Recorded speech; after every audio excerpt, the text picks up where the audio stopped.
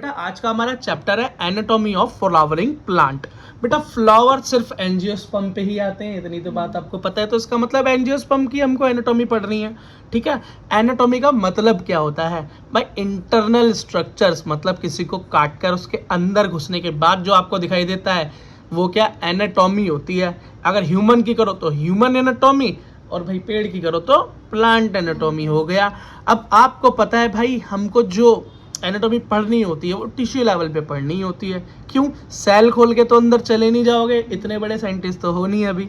तो बेटा जब हम जिस भी चीज़ को एक्चुअली काट रहे होते हैं, देख रहे होते हैं, वो टिश्यू ही तो होता है। क्यों? और टिश्यू है क्या? सेल, और सेल मिलकर टिश्यू बनाते हैं, और टिश्यू ऑर्गन बना देते हैं। ठीक बेटा, टिश्यू दो तरीके के होते हैं, पहली पढ़ रखी है ये सारी चीज़ें हमने। क्यों बेटा? ये बेस बनाना, इस चैप्टर का बेस बनाना बहुत ज़रूरी है बेटा। अगर एनाटॉमी ऑफ फ्लावरिंग प्लांट का बेस अगर मैंने आपका नहीं बनाया तो इस चैप्टर को सीधा अगर मैं स्टार्ट करूं मोनोकोट डाइकोट से, तो बेटा आपके समझ में आधी चीज़ें आएंगी और आधी नहीं। फिर आप क्या बोलोगे? चैप्टर बहुत मुश्किल है भैया। तो हमको मुश्किल नहीं बनाना है, इसे आसान बनाना है। तो हम हर चीज़ सीख कर जाएंगे, ठीक है। जो 9th में पढ़ना था, जो 10th में पढ़ना था, वो सब सीख कर जाएंगे। बेटा टिश्यू दो तरह के होते हैं, मेरिस्टेमेटिक और परमानेंट। भाई मेरिस्टेमेटिक का मतलब होता है जो बढ़ता रहे, ग्रोथ होती रहे, और परमानेंट जिसमें ग्रोथ रुक जाए, ग्रोथ ना हो। अब बेटा यहाँ पर एक बड़ी बढ़िया टर्मिनोलॉजी है बायोलॉजी की जो सीखनी ज़रूरी है, कि बेटा जो परमानेंट टिश्यू होता है, जो ग्रोथ नहीं दिखा रहा होता, उसको बोलते हैं डिफरेंशिएशन। क्या बोलते हैं? डिफरेंशिएशन, है ना। और बेटा जो मेरिस्टेमेटिक टिश्यू है जो कि ग्रोथ दिखा रहा है, उसको बोलेंगे अनडिफरेंशिएशन। क्या? अनडिफरेंशिएशन। बड़ा अजीब लगता है बच्चा, क्यों? डिफरेंशिएशन लगता है टूटना और अनडिफरेंशिएशन लगता है नहीं टूटना। तो याद करने की यही ट्रिक है कि जो लगता है वो होता नहीं है, और जो होता है वो लगता नहीं है। यही याद करने का तरीका है, ठीक है। अच्छा बेटा, अब मेरिस्टेमेटिक टिश्यूज हमें मिलते कहाँ हैं? रूट पर मिलते हैं या शूट की टिप पर मिलते हैं। क्या करते हैं? लंबाई बढ़ाते हैं, ग्रोथ बढ़ाते हैं ना। अच्छा बेटा एक चीज़ और सुन लो, बड़ी ज़बरदस्त चीज़ है, ये सीखनी बहुत ज़रूरी है। थोड़ा जूम करके सिखाता हूँ तुम्हें, जूम बराबर जूम, ठीक है। देखो बेटा ज़रा प्यार नाल, देखो बेटा हो गया एडजस्टमेंट। देखो भाई बेटा, देखो ये सेल है, मान लो क्या है बेटा? सेल है। कैसी है? मेरिस्टेमेटिक सेल्स हैं। अब मेरिस्टेमेटिक टिश्यू है। मेरिस्टेमेटिक कैसा होगा? जो बेटा क्या करेगा? डिवीजन करेगा या ग्रोथ दिखाएगा। मतलब क्या करेगा? अनडिफरेंशिएशन करेगा, ठीक। वो क्या होता है? वो बेटा बड़ा होकर मैच्योर हो जाता है और क्या बन जाता है? एक परमानेंट टिश्यू बन जाता है। क्या बन जाता है? मतलब cell lose their capacity to divide. मतलब अब वो डिवाइड नहीं करेगा। वो क्या बन गया? परमानेंट बन गया। जब वो परमानेंट बन गया तो वो कैसा हो गया? अनडिफरेंशिएशन हो गया ना वो। तो बेटा मेरिस्टेमेटिक सेल का एक ऐसे परमानेंट टिश्यू में बदल जाना जो अब ग्रोथ नहीं करेगा, उसे डिफरेंशिएशन कहते हैं। क्योंकि डिफरेंशिएशन करके तो ये इसकी क्वालिटी क्या है? डिफरेंशिएशन, ठीक है। अगला बेटा वही सेल एक दिन अचानक से जगे और वो बोले, अरे हनुमान जागो, अपनी शक्तियों को याद करो। तो वो अब हो गया ना ऐसा परमानेंट। अब बेटा एक दिन उसने क्या, एक बेटा तुम्हारी भी तो लंबाई बढ़ रही थी, बढ़ते बढ़ते फिर एक दिन क्या हुआ कि लंबाई रुक गई, अब नहीं बढ़ती। तो जो आपके मेरिस्टेमेटिक सेल्स थे वो कैसे हो गए? परमानेंट हो गए। कैसे हो गए? परमानेंट हो गए भैया। लेकिन एक दिन क्या हुआ कि जगे वो सेल, दोबारा से जगे। हनुमान ने अपनी शक्ति याद की, हनुमान जी ने, और वो दोबारा क्या करा? फिर से बेटा रीगेन की, उन्होंने अपनी कैपेसिटी डिवाइड करने की रीगेन कर ली, और वो क्या बन गए? फिर से मेरिस्टेमेटिक बन गए, फिर से मेरिस्टेमेटिक बन गए। और उस तरीके उसको क्या बोलते हैं? तो पहला स्टेप था डिफरेंशिएशन, जिसमें वो परमानेंट बना, और बेटा परमानेंट से दोबारा मेरिस्टेमेटिक, हाँ इसको बोलते हैं डी डिफरेंशिएशन। क्या बोलते हैं? डी डिफरेंशिएशन, याद रहेगा। अब बेटा एक दिन क्या हुआ, जब वो मेरिस्टेमेटिक हो गए तो उनका मन फिर से इस दुनिया में लगना बंद हो गया। फिर से बेटा वो उस प्रोसेस में वापस चले गए और उन्होंने अपनी कैपेसिटी फिर से लूज कर दी, और फिर से क्या बन गए? वो परमानेंट बन गए। और इस प्रोसेस को क्या कहते हैं? सबसे पहले को बोला डिफरेंशिएशन, दोबारा को डी डिफरेंशिएशन, तो इसे बोलेंगे रीडिफरेंशिएशन। बात समझ में आ गई? बहुत बढ़िया बेटा, बहुत बढ़िया, मजा आ गया। अगला देखो बेटा, अब बेटा मेरिस्टेमेटिक टिश्यूज भी बेटा कुछ टाइप होते हैं, पढ़ ले जीते भैया कौन कौन से टाइप होते हैं। पहला होता है बेटा, पहला टाइप है हमारा प्राइमरी मेरिस्टेम। क्या बेटा? प्राइमरी मेरिस्टेमेटिक टिश्यू, और दूसरा है बेटा प्राइमरी परमानेंट टिश्यू, तीसरा है सेकेंडरी मेरिस्टेम, और लास्ट है सेकेंडरी परमानेंट टिश्यू। आप बोलोगे भैया ये मिलते कहाँ हैं, तो इससे पहले आप जिनसे मिल रहे थे वो यही तो भाई साहब हैं। सबसे पहले वाले कौन हो गए, यही तो है ये प्राइमरी मेरिस्टेम, और यही है जी प्राइमरी परमानेंट, और ये सेकेंडरी मेरिस्टेम, और यही है जी सेकेंडरी परमानेंट। क्यों, पहली बार मेरिस्टेमेटिक थे तो प्राइमरी हो गए, पहली बार परमानेंट बने तो पहली बार परमानेंट प्राइमरी परमानेंट हो गए, दूसरी बार मेरिस्टेम बने तो सेकेंडरी हो गए, और बेटा दूसरी बार परमानेंट हुए तो सेकेंडरी परमानेंट मेरिस्टेमेटिक टिश्यू बन गए। कोई दिक्कत, समझ में आ गई कहानी? कहानी समझ में आनी चाहिए बस। बायोलॉजी क्या है, कहानी है, क्या है, कहानी सुनो, जवानी सुनो। इसके आगे बेटा फिर एक और चीज़ पढ़ते हैं बेटा, परमानेंट टिश्यू। अब मेरिस्टेमेंट के बारे में समझ लिया, अब थोड़ा परमानेंट के बारे में पढ़ लेते हैं। क्यों, परमानेंट के बारे में बहुत सवाल आते हैं बेटा। परमानेंट टिश्यू वैसे हम 9th क्लास में दबा के पढ़ के आए हैं, और जिसने 9th क्लास में मस्ती की है या भूल गए हैं याद कर लो, कोई बात नहीं। और बेटा ये याद रखना, अब अगर आप ये मत बोलना कि भैया ये टिश्यू विश्यू क्यों पढ़ा रहे हो तो चैप्टर में नहीं, बेटा यही तो सब कुछ है, यही सब कुछ है। प्यार से पढ़ना, छोटी छोटी किताब हो गई तो ये मत सोचना कोर्स कम हो गया, सब कुछ है, बहुत तेज है एनसीईआरटी। बेटा परमानेंट टिश्यू दो तरह के होते हैं, एक होता है सिंपल, एक होता है कॉम्प्लेक्स। भाई सिंपल कैसा होगा, एक तरीके की सेल से बना होगा। कैसा बना होगा, वन टाइप ऑफ सेल से जो बना हो। कैसे बना हो, वन टाइप ऑफ सेल से बना हो। अरे हमारा तो ये फोन ही नहीं एडजस्ट होता यार। जो वन टाइप ऑफ सेल से बना हो, ठीक। और कॉम्प्लेक्स क्या होगा, जो कि डिफरेंट टाइप ऑफ सेल्स। तो बेटा हमारे कॉम्प्लेक्स परमानेंट टिश्यू का एग्जांपल याद कर लो, छाप लो दिमाग में, जाइलम और फ्लोएम।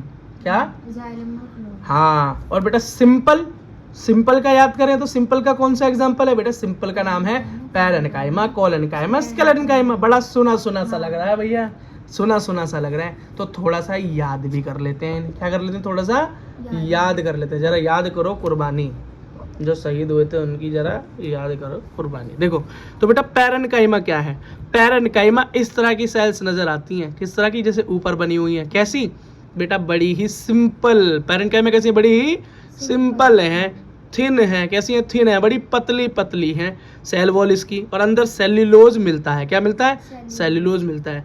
अगर इंटरसेल्यूलर स्पेस की बात करें, दो सेल के बीच में स्पेस बहुत ही कम है, नहीं तो ना के बराबर एब्सेंट ही मानो, ठीक। अगला बेटा, लेकिन सेल अपना प्रोटोप्लाज्म नहीं खोती। प्रोटोप्लाज्म क्या होता है भाई, सेल का न्यूक्लियस, सेल का माइटोकॉन्ड्रिया, गोल्जी अपरेटस, जितना भी अगड़म जगड़म सेल के अंदर है, जो तुम पढ़ के आए थे 9th क्लास में।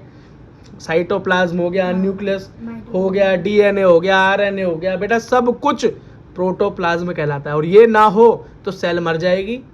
क्यों, सेल बेटा किस तरह से अपनी एनर्जी बनाएगी, कैसे फूड स्टोर करेगी, अपना प्रोसेस कैसे चलाएगी, चला ही नहीं पाएगी। इसलिए प्रोटोप्लाज्म है तो जिंदा है। क्या, जिंदा है। तो इसका मतलब पैरेन्काइमा क्या है, लिविंग है। क्या है, कैसा टिश्यू है, लिविंग परमानेंट टिश्यू है। इसके अंदर बेटा क्लोरोप्लास्ट भी मिलता है, और जहाँ क्लोरोप्लास्ट मिलेगा वहाँ क्लोरोफिल मिलेगा, और वहाँ फोटोसिंथेसिस होगा ही होगा। इतना तो बेटा हम सीख चुके हैं, आप इतने तेज तो बायो में हो गए हैं।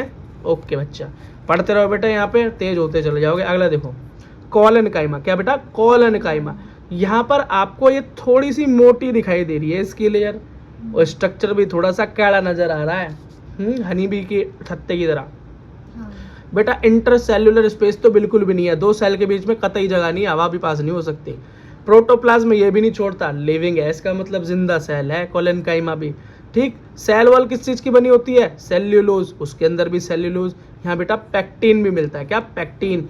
ये क्या होता है, थिक डिपोजिशन, मतलब काफी मोटी परत बनाया था। तो आपने देखा ना कि इसकी बेटा परत कैसे दिखाई दे रही है, मोटी दिखाई दे रही है, बस यही है। अब अगला, इसके अंदर भी क्लोरोप्लास्ट होता है, तो भैया फोटोसिंथेसिस। हाँ वेरी गुड।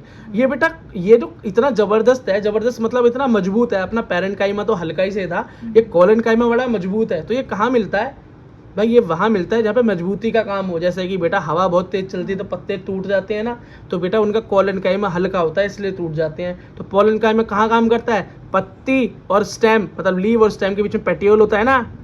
पेटियोल क्या होता है भाई, डंडी जो होती है, पत्ते की जो पान की डंडी होती है जो कि जोड़ के रखती है स्टेम से, उसमें लगा होता है, उसको मजबूत रखता है, टूटने नहीं देता, मैकेनिकल सपोर्ट देता है उसको। अगला बेटा लास्ट है स्क्लेरेन्काइमा। क्या बेटा, स्क्लेरेन्काइमा। स्क्लेरेन्काइमा बेटा ये रहा, अपने पैरेन्काइमा जैसा दिखाई देता है लेकिन है वैसा बिल्कुल भी नहीं, ठीक है। सेल वॉल किसकी बनी होती है बेटा, इसकी सेल्यूलोज इसकी लिगिन से बनी होती है। किसकी? लिगिन। लूज प्रोटोप्लाज्म, क्या प्रोटोप्लाज्म खो देता है, तो ये क्या है? मरा हुआ है। तो पेरेन्काइमा जिंदा, कोलेनकाइमा जिंदा, लेकिन स्केलेटनकाइमा क्या है? मर चुका है, डेड है, डेड। ये बात ध्यान रखना, ठीक है बेटा। अगली चीज देखो, टिश्यू सिस्टम। क्या बेटा? Tissue system. अब टिश्यू का थोड़ा सिस्टम समझते हैं क्या है, किस तरह के टिश्यूज एक्चुअली मिलते हैं। जो हमने पढ़ लिया अभी टाइप ऑफ टिश्यू, अब टिश्यू का सिस्टम पढ़ते हैं। किस बेसिस पे? उनका स्ट्रक्चर कैसा है, उनकी लोकेशन क्या है पेड़ के अंदर। तो बेटा सबसे पहला है एपिडर्मल। और टीएस का मतलब टिश्यू सिस्टम समझना। ग्राउंड मतलब ग्राउंड या टिश्यू सिस्टम, और वैस्कुलर का मतलब वैस्कुलर टिश्यू सिस्टम। भैया ये एपिडर्मल का मतलब तो आप समझ ही गई, आउटर लेयर होती है एपिडर्मल। तो जो भी बेटा पेड़ के बाहर की बात हो, मतलब स्टेम के बाहर की लेयर हो, पत्ती के बाहर की लेयर हो, या बेटा जड़ के बाहर की लेयर की बात करें, वही मेरा एपिडर्मल होगा, ठीक है। बाकियों की बात आगे करते हैं, अभी एपिडर्मल को पढ़ लेते हैं। तो एपिडर्मल टिश्यू के बारे में देखो तो बेटा इसका स्ट्रक्चर कुछ इस तरीके का है। ये रही हमारी सेल, पतली सी लाइनिंग है, बीच में वैक्यूल है। क्या है? वैक्यूल। वैक्यूल क्या होता है बेटा? वैक्यूल का मतलब होता है खाली स्थान। क्या होता है? खाली स्थान। अब इस खाली स्थान में खाली नहीं रहता ये वो वाला खाली स्थान नहीं है बेटा। इसके अंदर क्या होते हैं? इसके अंदर बेटा कुछ लिक्विड भरा रहता है, कुछ गैस एक्सचेंज के लिए भरी रहती हैं, कुछ ना कुछ केमिकल्स वहाँ पे मिल जाते हैं, ठीक। अच्छा बेटा, अब एपिडर्मल टिश्यू भी 3 पार्ट में डिवाइड है। किसमें? 3 पार्ट में। नाम सुनोगे तो याद सा आ जाएगा। पहला तो एपिडर्मिस आउटर लेयर का नाम ही एपिडर्मिस है। दूसरा स्टोमेटा, भैया बोलोगे अरे भैया पढ़ के आए हैं स्टोमेटा तो।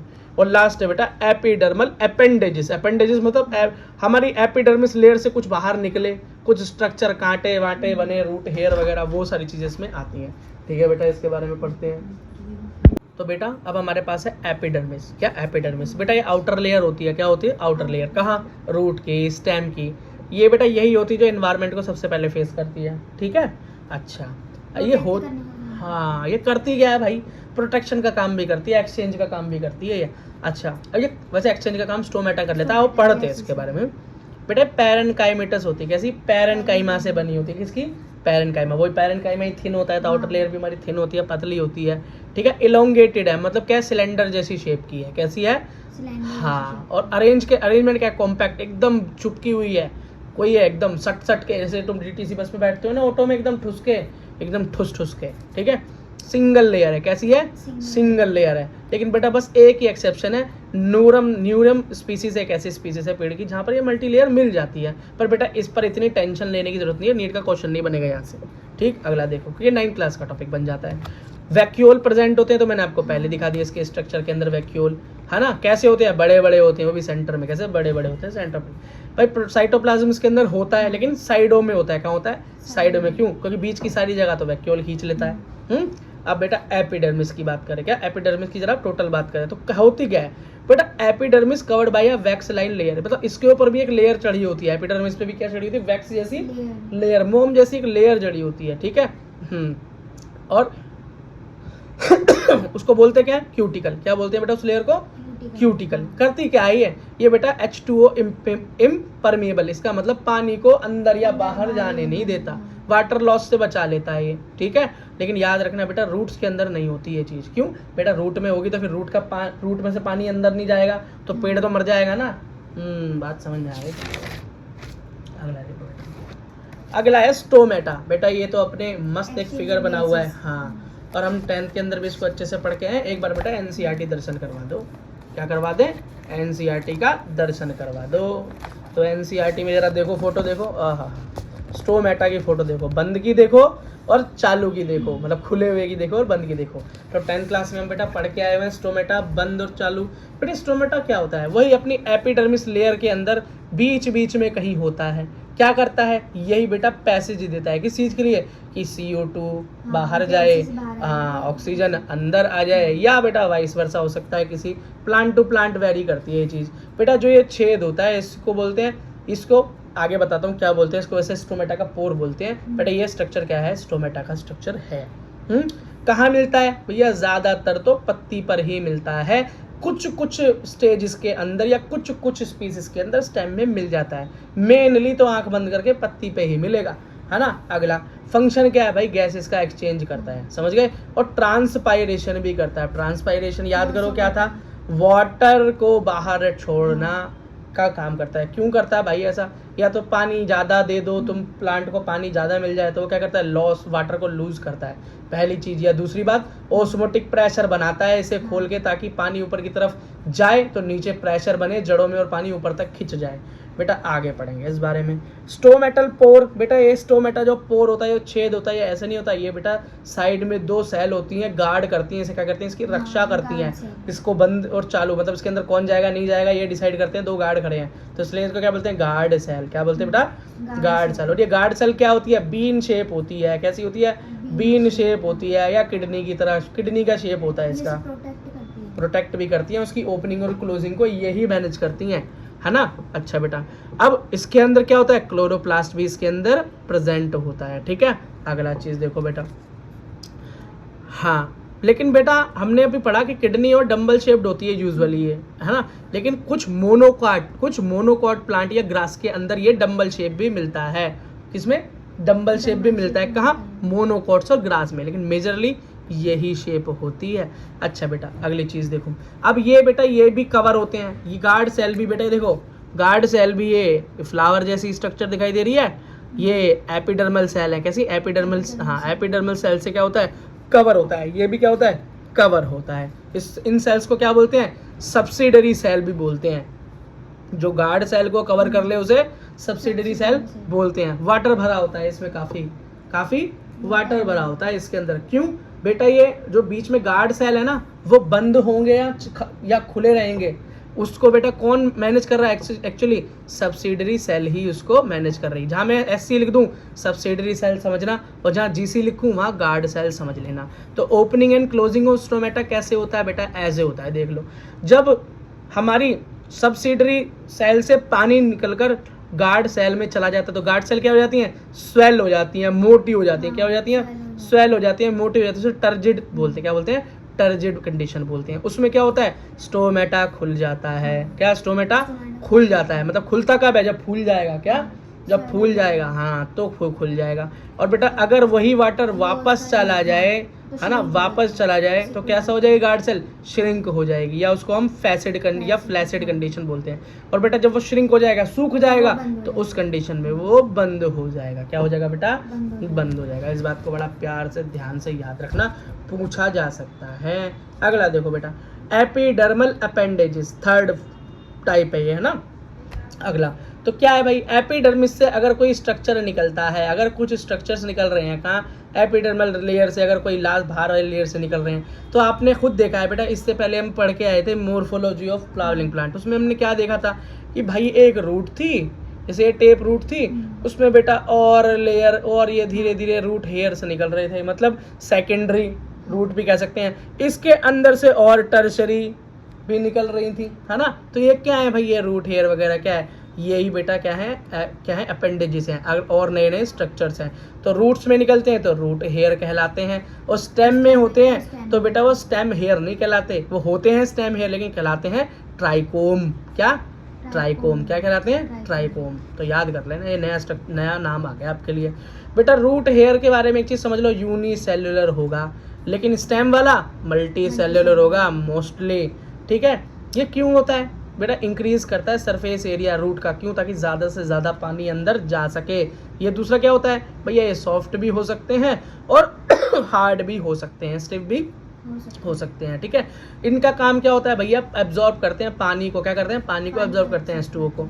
इसका क्या होता है भैया, ब्रांच भी हो सकते हैं, अनब्रांच भी हो सकते हैं। ये बेटा एक सिक्रीशन निकालते हैं, यहाँ से एक सिक्रीशन निकलता है, वो क्या काम करता है, वो भैया इंसेक्ट्स को पकड़ लेता है। तो ये किन प्लांट्स के अंदर होगा, इंसेक्टिवरस प्लांट्स, हाँ। अब प्रिवेंट ट्रांसपायरेशन, मेन काम समझ लो, रूट हेयर का मेन काम, वो सॉरी स्टेम हेयर्स का या ट्राइकोम्स का मेन काम ये है भैया, वाटर लॉस। ट्रांसपायरेशन का मतलब है वाटर लॉस को बचाता है, ये है जी मेन काम। दूसरा वाला खींचता है पानी को, दूसरा वाला रोकता है पानी को, है ना। अगला देखो बेटा, अब complex permanent tissue, complex permanent tissue के बारे में समझो भाई। मैंने शुरू में ही बताया था जब इस लेक्चर को शुरू किया था कि कॉम्प्लेक्स परमानेंट टिश्यू तो सिर्फ 2 ही हैं जी। कौन है 2, आंख बंद करके याद कर लो, फ्लोएम और जाइलम, या जाइलम और फ्लोएम। बेटा याद रखना है, जाइलम पानी का ट्रांसपोर्ट करता है, और फ्लोएम फूड का करता है। बेटा जा से जल, जा से जाइलम, कितना आसान है याद करना, है ना। फा से फ्लोएम, फा से फूड, कितना आसान हो गया, ठीक है।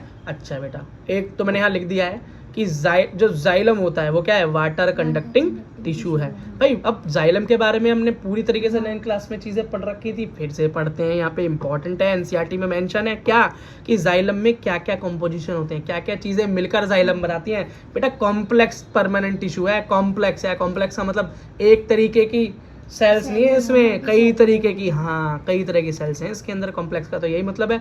तो पहली है बेटा ट्रैकिड, क्या ट्रैकिड, दूसरा वेसल्स, फिर है जाइलम पैरेन्काइमा, और लाइक जाइरन कोलेनकाइमा, या फाइबर भी बोल देते हैं इसको। बेटा याद रखना, ट्रैकिड भी मरे हुए हैं, डेड हैं, प्रोटोप्लाज्म नहीं है। वेसल भी मरे हुए हैं, डेड हैं, प्रोटोप्लाज्म नहीं है। लेकिन जाइलम की पैरेन्काइमा पर क्या है, लिविंग है। क्यों, वहाँ पर बेटा क्या है, क्या है वहाँ पे बेटा लिविंग मैटर ऑफ सेल है, वो क्या होता है, प्रोटोप्लाज्म है। और जाइलम फाइलम मतलब कोलेनकाइमा, ये तो डेड है। हमें कैसे पता, भाई हम पढ़ के आए थे ना, पैरेन्काइमा, कोलेनकाइमा, स्केलेनकाइमा, और parenchyma is a living tissue, पढ़ कर आए थे ना, भूल कैसे रहे हो, भूल कैसे रहे हो, ठीक है। और ये लेकिन कोलेनकाइमा का कंडीशन में अलग है, बस ये भी लिविंग होता है, बस इस कंडीशन में मरा हुआ है। तो टेंशन मतलब नीट में ऐसे नहीं पूछा जाएगा, लेकिन हाँ ये जरूर पूछा जा सकता है कि भैया उसके इनमें से 4 ऑप्शन में से कौन सा उसका कंपोनेंट है या नहीं है। अब बेटा ये चीज बिल्कुल प्यार से आराम से समझ लो, इस चैप्टर की ये लास्ट इंट्रोडक्शन है, इसके बाद बेटा मेन कंटेंट चालू होता है। लेकिन अगर ये नहीं सीखा तो मेन कंटेंट में क्या हो जाएगा, मोए मोए, क्या हो जाएगा, मोए मोए हो जाएगा आपका, ठीक है। तो टाइप ऑफ जाइलम, जाइलम के बेटा 2 टाइप हैं, पहला है प्राइमरी, दूसरा सेकेंडरी। मतलब जो शुरुआत में बने, नया नया बने, वो क्या है, यंग हो, वो प्राइमरी, और जो बाद में बने, सेकेंडरी बने, वो क्या है, सेकेंडरी। अब बोलोगे भैया पहले और बाद में का क्या मतलब है, बेटा क्योंकि जब पेड़ बढ़ता है ना, एक्चुअली जब पेड़ छोटा होता है तो पेड़ बेटा लंबाई में बढ़ता है, क्या लंबाई में बढ़ता है, लंबाई में बढ़ेगा। फिर बेटा जब वो पूरी लेंथ अपनी अचीव कर लेता है, फिर वो मोटाई में बढ़ता है, फिर उसकी मोटाई बढ़ती है, फिर उसकी मोटाई बढ़ती है। हाँ तो बेटा जब फर्स्ट कंडीशन थी तो प्राइमरी जाइलम था, और जब सेकेंडरी ग्रोथ हुई, इसको प्राइमरी ग्रोथ बोलते हैं। प्राइमरी ग्रोथ का मतलब है हाइट बढ़ना। तो हमारी भी तो ऐसी हुई, बच्चों की ऐसी तो होती है, पहले हमारी हाइट बढ़ती है तो हम पतले होते हैं, फिर जब हमारी हाइट बढ़ जाती है तो फिर हम मोटे हो जाते हैं, ठीक है। बेटा हर कोई मोटा नहीं हो पाता, बस मैं पेड़ों की बात कर रहा हूँ, या कुछ लोगों में भी वैलिड हो सकता है ना। अगला देखो बेटा, तो यहाँ वही लिखा है भैया, पहले बनती है प्लांट में, ये बाद में बनती है, ये प्राइमरी ग्रोथ के टाइम बनती है, ये सेकेंडरी ग्रोथ के टाइम बनती है। प्राइमरी ग्रोथ में प्लांट की हाइट इंक्रीज होती है, वहाँ पर प्लांट की गिर्थ या प्लांट की थिकनेस इंक्रीज होती है। समझ में आ गई, ओके। याद करो बेटा, मेरिस्टेमेटिक सेल प्राइमरी जाइलम बना देते हैं, क्या प्राइमरी जाइलम बनाते हैं। तो बेटा जो भी ये काम करती हैं, जो मेरिस्टेमेटिक सेल प्राइमरी जाइलम का निर्माण करती हैं, याद रखना उनको प्रोकैम्बियम बोलते हैं। क्या बोलते हैं, प्रोकैम्बियम बोलते हैं। मतलब प्रो से क्या होगा, primary cambium, primary cambium, procambium शुरुआती कैम्बियम, जो क्या बना है, प्राइमरी जाइलम। तो इसका मतलब जो सेकेंडरी बनाती है उसका भी कुछ नाम होगा बेटा, उसका नाम है वास्कुलर कैम्बियम। और ये इतना इंपॉर्टेंट है ना कि इसे अगर आप भूल गए तो ये आपको रात में आके डराएगा चुड़ैल बन के, ठीक है। तो इससे डरना नहीं है, तो इसे याद कर लो, याद कर लोगे, इसका नाम बताओगे सपने में से भाग जाता है, नाम पूछता आते ही याद है क्या, बस अगर नहीं बताया तो डर जाओगे, बता दिया तो भाग जाएगा, ठीक है। नीट में भी आ जाता है बेटा, वास्कुलर कैम्बियम क्या है, सेकेंडरी जाइलम बनाएगा। और याद रखना बेटा, सेकेंडरी जाइलम वही बनेगा जहाँ पर सेकेंडरी ग्रोथ होगी, और सेकेंडरी ग्रोथ का मतलब है कि पेड़ बेटा मोटाई में भी बढ़ेगा।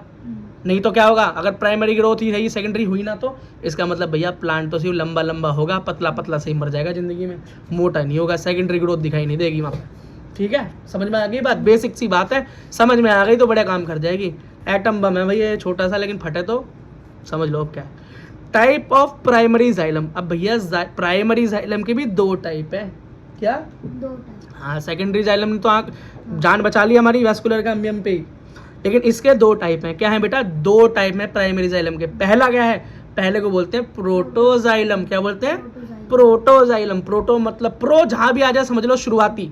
ये बेटा आईफोन वाला प्रो नहीं है, बिल्कुल एंड वाला ना, इसका मतलब है सबसे शुरुआती। तो प्रोटोजाइलम क्या है, शुरुआत, और मेटाजाइलम क्या है, बाद। वेरी गुड बेटा। ये देखो प्रोटोजाइलम और मेटाजाइलम का चित्र बनाया है मैंने एक। बेटा ये जो चित्र बनाया ना, ये बेटे याद रखना, ये जाइलम है क्या है बेटे, पाइप की तरह ही तो होते हैं। हाँ। अब ट्रैकेड वैक्यूल करते क्या है बेटा इसके अंदर, ये सारी चीजें, जैसे भैया पानी होता है, हाँ, जैसे पानी हम water मारते हैं तो flow। पानी के पाइप ही है ये, एक्चुअली प्लांट के पानी के पाइप है। तो ये मैंने बना दिया पाइप, ये बना दिया पाइप। ये क्या है, वेसल है, क्या है बेटा वेसल, वो वेसल। कौन सी वेसल जिससे पानी अंदर बाहर जाएगा बेटा, इस वेसल में अंदर की तरफ, क्या अंदर की तरफ समझ लो तुम्हारे जैसे किसी पाइप में कूड़ा फंस गया हो, क्या फंस गया हो, कूड़ा फंस गया हो, तो वो क्या है लिग्निन, क्या है लिग्निन, लिग्निन डिपॉजिट हो जाता है दोनों तरफ, ठीक है। ये है बेटा कैविटी, क्या है कैविटी, यही छेद है, यहाँ से पानी अंदर बाहर जाएगा। तो बेटा देखो यहाँ पे मैंने छोटा बनाया और ये बड़ा बनाया, क्योंकि बेटा प्रोटो वाला होता है, इनकी वजह से भैया फिर जाता नहीं है क्या, जाता है लेकिन क्या कम जाता है, प्रेशर बनता है, प्रेशर। अब तुमने देखा नहीं पाइप को तुम मुंह दबाते हो पाइप का तेज धार मारने के लिए, तो बेटा प्लांट के अंदर मोटर तो लगी नहीं हुई, तो यही तो टेक्निक हो सकती है प्रेशर को बढ़ाने के लिए, कम करने के लिए, तो इसके अंदर तेज प्रेशर चलता होगा। तो बेटा याद रखना प्रोटोजाइलम जो है बेटा, इतनी डिटेल कोई नहीं पूछेगा अंदर, सिर्फ मैंने समझाने के लिए आपको बताया कि आपकी बायोलॉजी की नॉलेज बढ़े क्या, और जितने ज़्यादा नॉलेज बढ़ेगी इंटरेस्ट बढ़ेगा, इंटरेस्ट बढ़ेगा तो क्वेश्चन नहीं छूटेगा नीट में, क्या क्वेश्चन नहीं छूटेगा नीट में, और ना बेटा सीबीएसई में आपका क्वेश्चन छूटेगा। बेटा याद रखना इनकी वेसल कैसी है, नैरो है, कैविटी भी कम है, पहले बनती हैं। अब कोई पूछने वाला है क्या मुझसे ये बात, बेटा कुछ नहीं पूछने वाला, इतनी बात याद रखना, प्रोटोजाइलम पहले बनता है, ये है बात इंपॉर्टेंट, क्या बनता है पहले बनता है, और साइज में छोटा होता है। अरे छोटा सा प्लांट है, पतला सा प्लांट है, उसमें कितना ही बड़ा होगा, लेकिन जब प्लांट की मोटाई हो जाएगी बहुत बड़ी सेकेंडरी ग्रोथ में, तब मेरा जो अगला जाइलम बनेगा, मतलब वैसे बनता तो हमारा सेकेंडरी जाइलम है, लेकिन सेकेंडरी जाइलम बनने से पहले मतलब समझ लो प्राइमरी पहले बनता है, और प्राइमरी में पहले कौन सा बनेगा, प्रोटोजाइलम, और उसके बाद जब सेकेंडरी ग्रोथ की तरफ जाएंगे तो मेटाजाइलम, और लास्ट में सेकेंडरी।